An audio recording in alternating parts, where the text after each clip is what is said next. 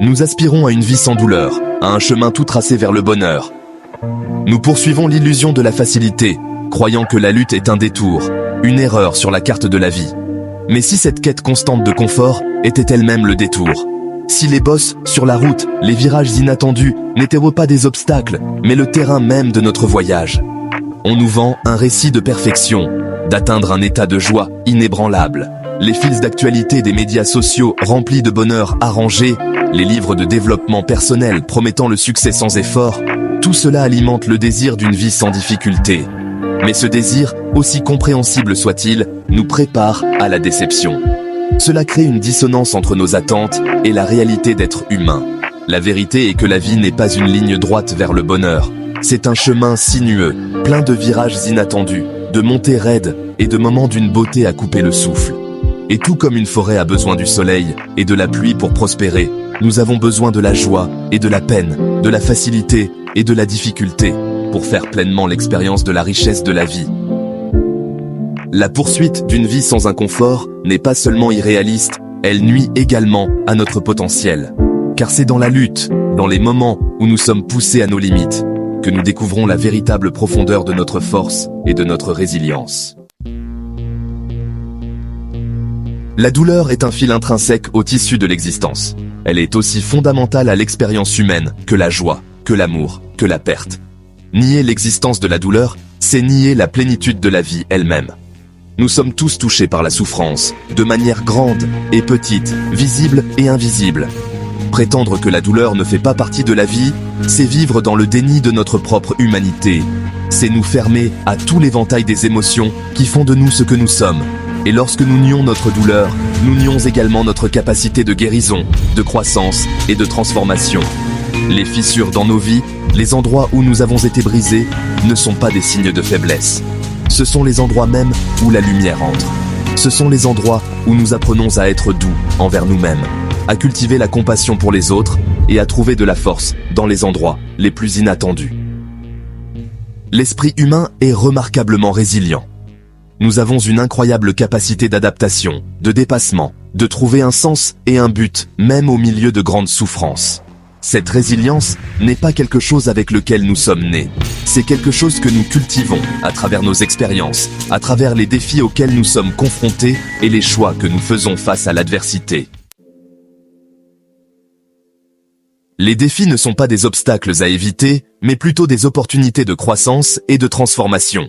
Chaque difficulté, chaque revers, chaque moment de désespoir est une chance de creuser profondément, de puiser dans nos réserves intérieures de force et de sortir de l'expérience plus fort et plus résilient qu'auparavant.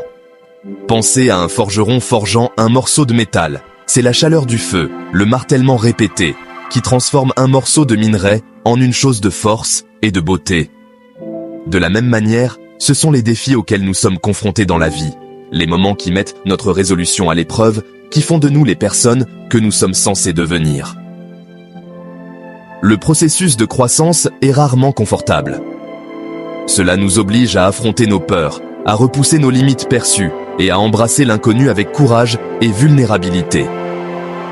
Mais c'est dans cet espace d'inconfort, en nous penchant sur les choses difficiles, que nous découvrons notre véritable potentiel. Les plus grandes leçons de la vie sont souvent apprises non pas dans les moments de facilité et de confort, mais dans le creuset du défi et de l'adversité.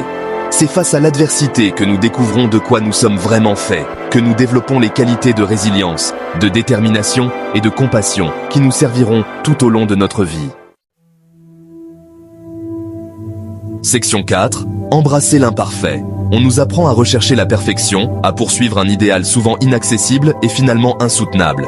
Mais vous savez, la beauté de la vie ne réside pas dans sa perfection, mais dans son imperfection. C'est dans les fissures et les crevasses, les imperfections et les incohérences que l'on trouve la véritable essence de notre humanité. L'art japonais du kintsugi célèbre la beauté de l'imperfection. Lorsqu'une pièce en céramique se brise, elle n'est pas jetée. Au lieu de cela, elle est réparée avec de l'or, les fissures faisant partie de son histoire, ajoutant à sa beauté et à sa valeur. Nous aussi, nous pouvons embrasser nos imperfections, nos morceaux brisés, comme des parties intégrantes de notre histoire. Chaque cicatrice, chaque ride, chaque marque sur notre corps raconte une histoire de résilience, d'une vie vécue pleinement et sans excuse. La pression de présenter une image parfaite au monde, de cacher nos luttes et nos vulnérabilités, ne sert qu'à nous isoler les uns des autres. Cela nous empêche de nouer des liens authentiques, de faire l'expérience du pouvoir guérisseur, de la vulnérabilité et du partage d'expériences. Section 5. Trouver la lumière dans l'obscurité. Même dans les moments les plus sombres, il y a toujours une lueur d'espoir, une étincelle d'espoir, une raison de continuer. Cela peut être l'amour d'un ami, la beauté de la nature, le souvenir d'un être cher, ou simplement la force tranquille qui vient de l'intérieur. Lorsque nous sommes en pleine lutte, il peut être difficile de voir au-delà de la douleur immédiate. Mais il est important de se rappeler que ce moment, aussi difficile soit-il, n'est pas permanent. Le soleil se lèvera à nouveau, la tempête finira par passer, et nous sortirons des ténèbres changés, mais pas brisés. Nos luttes, nos douleurs, nos moments de désespoir ne nous définissent de pas. Ils ne sont qu'une partie de notre histoire, un chapitre du récit continu de nos vies. Et comme toute bonne histoire, nos vies sont remplies de moments de joie et de chagrin, de triomphe et de défaite, d'amour et de perte. L'essentiel est de ne pas laisser les chapitres difficiles définir l'histoire entière. Nous avons le pouvoir de choisir comment nous réagissons à l'adversité, de trouver un sens et un but à notre douleur, et de sortir des ténèbres plus forts et plus compatissants qu'auparavant. Section 6. Une tapisserie de force. La vie est une tapisserie tissée de fils de joie et de chagrin, de facilité et de difficulté, d'amour et de perte. C'est l'interaction de ces fils, la lumière et l'obscurité, qui crée le tissu riche et complexe de notre existence. Souhaiter une vie sans lutte, c'est souhaiter une vie sans profondeur, sans texture, sans sens. Notre force ne réside pas dans notre capacité à éviter la douleur, mais dans notre capacité à y faire face avec courage, à en tirer des leçons et à grandir à travers elle. C'est dans les moments où nous sommes brisés, où nous sommes obligés d'affronter nos peurs et nos insécurités les plus profondes, que nous découvrons la véritable profondeur de notre résilience et la capacité illimitée de l'esprit humain. Alors, embrassons la totalité de notre expérience, le bien et le mal, la lumière et l'obscurité. Trouvons de la force dans nos luttes, de la sagesse dans notre douleur et de la beauté dans la tapisserie désordonnée et imparfaite de nos vies.